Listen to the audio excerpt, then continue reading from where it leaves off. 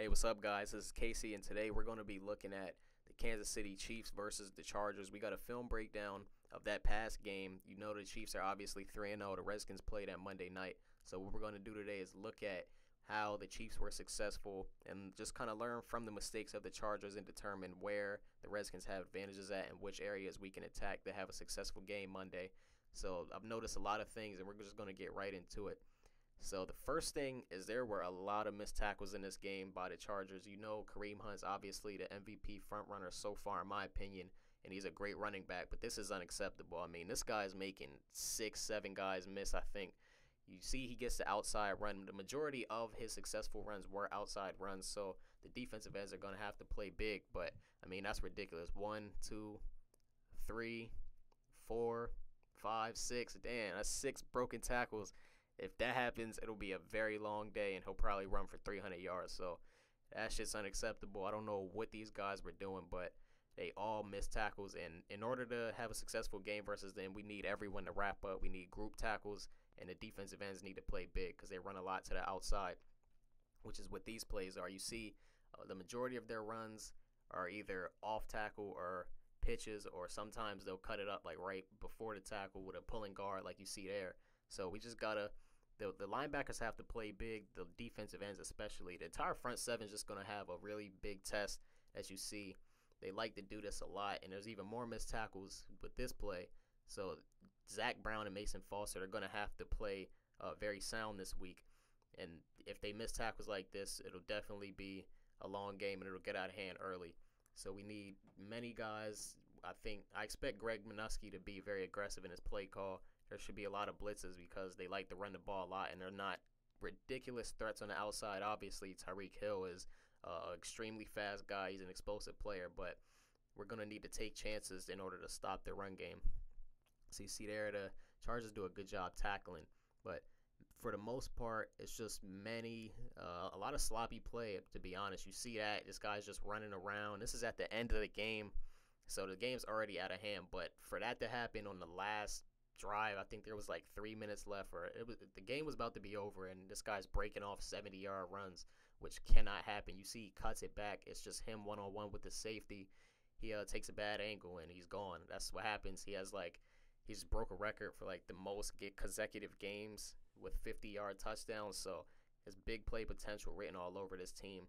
And on the flip side of that, the Kansas City's defense, the most vulnerable point to me is the outside runs. You see Melvin Gordon has a really nice run. He's very patient.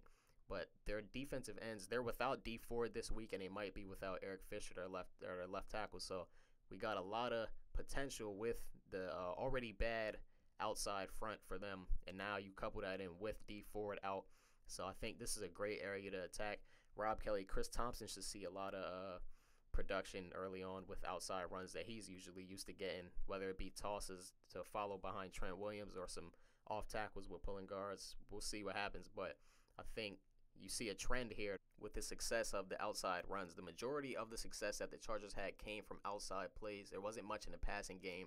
Phillip Rivers had 3 interceptions, so the way to attack them is to get out on the edge and kind of you're not going to overpower them because they have a very strong group of inside linebackers and outside linebackers, but their defensive line isn't that great. They lost Dontari Poe, so this is a really big loss. So it'll be good to get out on the edge and try to use our speed. If we're able to get Chris Thompson out on the edge, or even Rob Kelly or P-Ron, whoever, if you get him behind Trent Williams or even Brandon Sheriff on some pulls to the outside, we should have a big game because they're damaged, like I said. But that's really the main weakness that I've seen is their outside pursuit. The interior of their defense is very strong. You know that they have a great defense for the past years. So that's pretty much the story of how we're going to get success, in my opinion. This play is a play that they run a lot. We got to be careful with this. Versus Philadelphia, they had a nice play to Travis Kelce on this exact play. They fake the handoff one way, and then they come right around with the flow that the linebackers are going to get from the play action. They do the little shovel pass to the interior guy coming across. So this is a play that really stands out that we need to pay attention to. This is a touchdown to Tyreek Hill that nobody covered him. I don't know what the hell they were doing, but if you don't get hands on Tyreek Hill, you're just going to let him run. This guy is the fastest in the league, or at least one of the fastest. So you got to get hands on him. You got to have safety help over the top. And I like DJ Swearinger. He's very athletic and takes good angles, so that should take away some stuff, hopefully. Also, the Chiefs' offensive line was able to get penetrated a lot by the Chargers' defensive line. I know Melvin Ingram, he leads the league in sacks right now, so this guy was wreaking havoc all over the field. But I think Jonathan Allen, if he plays, should have a big game. And Mike Unitas, we got to push the pocket and get Alex Smith on his heels and make him throw the ball and hold the ball a lot so we can get to him. Even with Preston Smith and Ryan Kerrigan, they should have a great game versus him. This second corner opposite of Marcus Peters is usually either Terrence Mitchell or Phillip Gaines, but this guy, they really went at him in this game. Even in the run, he doesn't really like to tackle neither of them, so we got to go at them. Terrell Pryor or Josh Doctson, whoever the second outside receiver should have a great game. And this is a beautiful play that I wanted to include. This isn't anything related to the game, but Marcus Peters, this guy's a problem. This interception actually got overturned, but that's a beautiful play. He's like 50 yards downfield, so I just wanted to include that. This pretty much wraps up the film breakdown. So the keys to the game, just to sum it up, is to attack the outside. They look weak. They don't have D forwards, so they're kind of banged up on the outside. And on the flip side of that, their offensive line, they may miss Eric Fisher, who's their star offensive lineman. So I expect Junior Gillette, I think he should get some great looks in this game and be able to use his speed rush in order to get to Alex Smith. So we just got to attack the outside and make group tackles because the Chargers missed a lot of tackles, and this guy, Kareem Hunt, did his thing the entire game. So we just got to stay consistent and tackle and wrap up and attack the outside. That's how I think we can beat them. So let me know what you guys think down in the comments. Like, subscribe.